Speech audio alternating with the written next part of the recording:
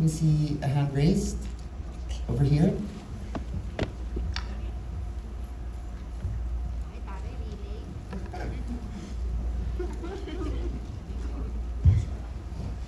Good evening po. Ako po si Nadim. Una po, congratulations po sa buong cast and crew. Nairaos po yung film. So yung question po namin, sobrang ganda ng mix and match ng cast. So ano po yung pumapasok sa isip ni Direk Irene at silang apat po yung hinanap for this film po? Nung pagkasulat niya, yung unang cast talaga is si Jody, yung kay Vicky.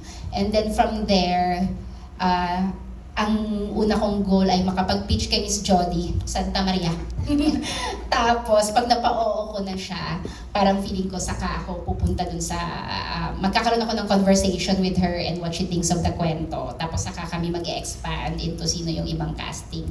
So, yung mga requirements ng character, like si Paris, ganito. So, actually, suggestion ni Jody, si Sanya, Jody wants to work with her and she believes in Sanya's ability ng yung timing, comic timing, and yet may drama, ganon. So, sabi ko, ay, oo nga, no, kasi alam ko naman siya sa, pareho silang nagyayayaya role, so pareho ko naman napanood yon. So, parang okay ako kay Sanya. And then for Saki's role, sa pamimili namin, alam kong there should be an actor na may metal and kayang dalhin yung mga silent moments. And also, ang requirement ko is a very generous actor. Kasi kapag mga ganong klaseng character, di ba, meron kang ibibigay sa ibang tao at may ibibigay kang para sa iyo. So, yun yung isa sa mga requirement nun. And I know Jane will do justice to that kasi may experience na rin siya in handling those roles. And I know that ang galing ni Jane, I mean, as a serious actor. And for Loisa, naghanap lang talaga ako muna ng sino ang representative ng Gen Z at Jologs, ganyan.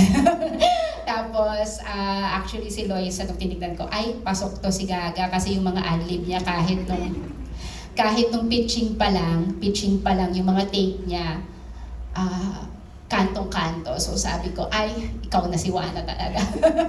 So yun yung proseso. Just a follow-up question, what was the chemistry like for the actors when you finally got together? You were in a foreign place, you had lines in a different language, and then you had to work together as a sisterhood. What was it like working together? Mabilis ba yung chemistry? Automatic? The first time na kaming apat nagsama-sama, I clearly remember was when we had to learn the Bakit Papa dance. So yun yung pinakaunang encounter naming apat na parang, I don't know, there's something about Bakit Papa na nag-bond sa amin. Siguro parang, sige magbumukhang ewan naman tayo dito, ito doon na natin, tayo lang naman magkakasama dito. And at the end of the day, alam mo rin kasi na kayo rin naman talaga yung magtutulungan. And like, we were in a foreign place for like a month. And I think nakahanap kami ng sisters sa isa't isa. May mga moments kami may mga sarili kaming mga moments namin sa buhay namin. But then, pag nandyan kami magkakasama, you just know na yung co-actor mo nagbibigay. Kasi, ayun, nagbibigay yung co-actor mo, diba? So mga mga giving tree silang lahat. And I'm so, because napapadali din yung trabaho mo, diba? Kasi di mo kailangan gawin lahat, diba? Parang you're just like reacting lang to what they're giving you, and sobrang on point. Kaya sobrang thankful ako sa kanila. Ang ganda ng chemistry on screen. It's just, I think it's very obvious there. We have time for 2 more questions. Do we have any more questions? Over here. Meron dito.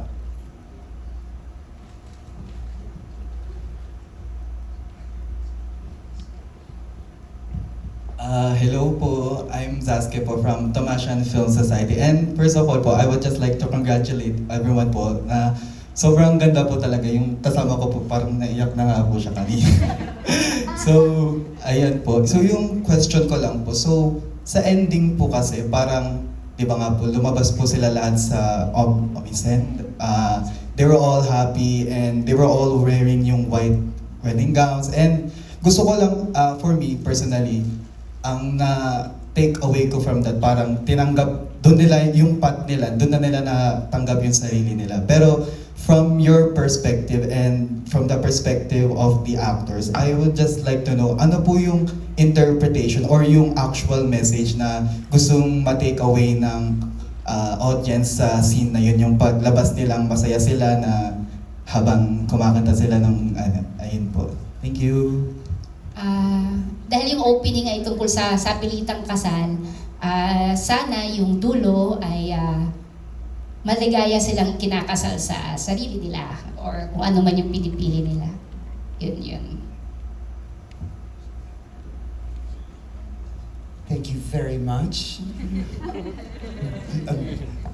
Parang natamaan ako dun. We have our last question over here. Kasal ka sa sarili mo, tapos susunod ka.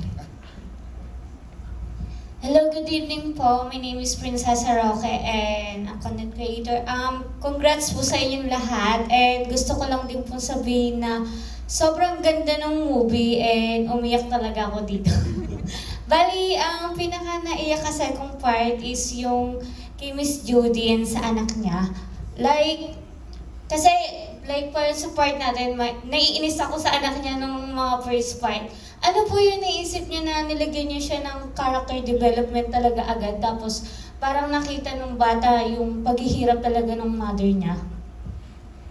Actually, isa yun sa challenge na parang paano magko-connect sa Pilipinas ng napakaraming absent sequences. Kasi sa cellphone mo nga lang ginagawa. So, pag naglalagay ako ng mga ganong limitations sa script or sa pagdidirect, mas nagugustuhan ko yung challenge na yun. And for the, bakit siya biglang kasi ang tagal nung parang ang nakikita na lang niya ay puro galit. Diba? Puro galit siya. Marami rin siya sigurong question sa sarili niya. Marami siyang hindi ma-express sa nanay niya na alam niya hindi maiintindihan or ina-assume niya na hindi maiintindihan. So, nung finally bumaba siya sa lipunan at nakita niya yung mga laborers, absent scene na yon na parang doon niya nakita yung nanay niya na kaya nga siya yung tumawag kasi parang doon siya nagkaroon ng realization pero hindi na para magkaroon pa ako ng panibagong shooting sa Pilipinas. Kaya nasa telepono na lang siya. Kasi another day yon kapag nilagyan ko pa ng camera, pwede ko i-shoot sa iPhone. Ayun naman. So parang isa yun sa parang biglaan ba to, pero parang meron ka rin namang mga bagay na ibibigay mo sa audience na alam mo maiintindihan na yun ng manonood. So yun. Thank you for that question. That's all the time that we have right now, but we would like to ask everyone to like a final message, a chance to call, let more of the audience to come and watch, and just to talk about the film, your thoughts about the film, for everyone on the panel. Lord San, yung lahat ng paghihirap mo. Ayun, sana lahat makapanood ng Midnight Girls kasi after watching the film, it's so empowering. Ang ganda ng kwento, ang ganda nagpapakita ng kwento ng mga babae natin sa Nagoya ng may dangal. So sana maraming makapanood.